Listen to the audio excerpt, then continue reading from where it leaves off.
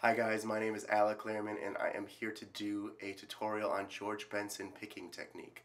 I know there's quite a few out there, but I got a lot of questions when I posted the Isaiah Sharkey Licks and Habits video, and Isaiah uses a George Benson picking technique, and a lot of people were asking me, what's with this picking technique, so I just wanted to kind of demystify it and put a tutorial out there through my own lens. Now, the first thing I would say is that when you're talking about picking technique, when you're talking about George Benson, you're kind of he basically takes the pick, if you do it perfectly parallel, like this, and he uses the edge, so he'll tilt it up. So most guitar players play like this, or at least you see that. But George Benson kind of angled and used the trailing edge of his pick to do the picking. However, this picking angle and this picking angle aren't what gives you speed. It's kind of the lesser, or like it's the most observed, it's the most observable difference. However, it's not what gives George Benson, or anyone for that matter, speed.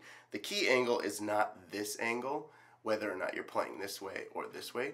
The key is when you tilt the pick. So when you tilt the pick downward like this, you realize that when you play down, you can only continue playing down. If you play down, like let's say I go from the D string, like let's say I go from the D string to the G string. If I play down, I cannot then go to the A string because I'm trapped down here. I'd have to like lift my hand, and that's called a string hop, and that's very mechanically inefficient, I guess, especially when you're at higher speeds. So the key is that he'll go down, but then when he wants to do a new string that isn't subsequently a down string, he'll play an upstroke, and the upstroke frees you to go anywhere that you want to go. So essentially, people are concerned with this angle, with this rotating angle, but the real concern should be this angle, and you can do this angle either way. So like, it's called a downward pick slant, and I got a lot of this information from a guy named Troy Grady, who I would encourage you all to check out. He has really great stuff on picking mechanics and motion. So, but essentially, so yes, this is the angle we're worried about, this downward angle. And the fact that you do a trailing edge or a leading edge is less important. So I'm just going to show you an example. So I have this metronome app. If you have like an iPhone or whatever, it's called Pro Metronome. I downloaded it. It's free. I'm not getting any money from them. I'm not sponsored or anything. But here, I'll just play something at like 140. Turn up the volume for you. And I'm just going to play like a B minor pentatonic scale with the George Benson technique, and then I'll play it with the normal technique. So, and then the normal technique would be, notice that they sound pretty similar.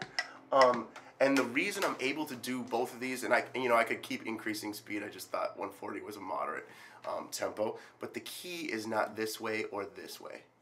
The key is the angle, and it's called a downward pick slant. So you're not playing parallel to the strings, you're downward angling. It's like gypsies did this, like gypsy jazz players like Django. When you play down and then you come up, you free yourself. So just like George Benson would do the same thing, he would come up and free himself. Eric Johnson would do the same thing, come up and free himself. So that is really the key when we're talking picking mechanics, and it's less important, I guess, this way or this way. It's all about that angle downward, and that's called downward pick slanting. Now, just as a caveat or a note, that certain players like John McLaughlin use upward pick slanting or two-way pick slanting.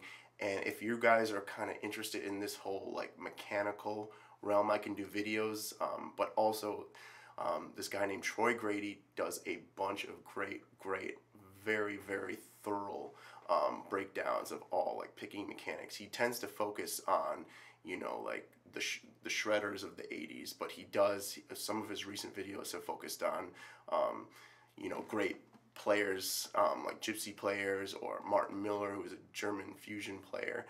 So he has been kind of getting away from that stuff. But in any case, I would encourage everyone to check out Troy Grady.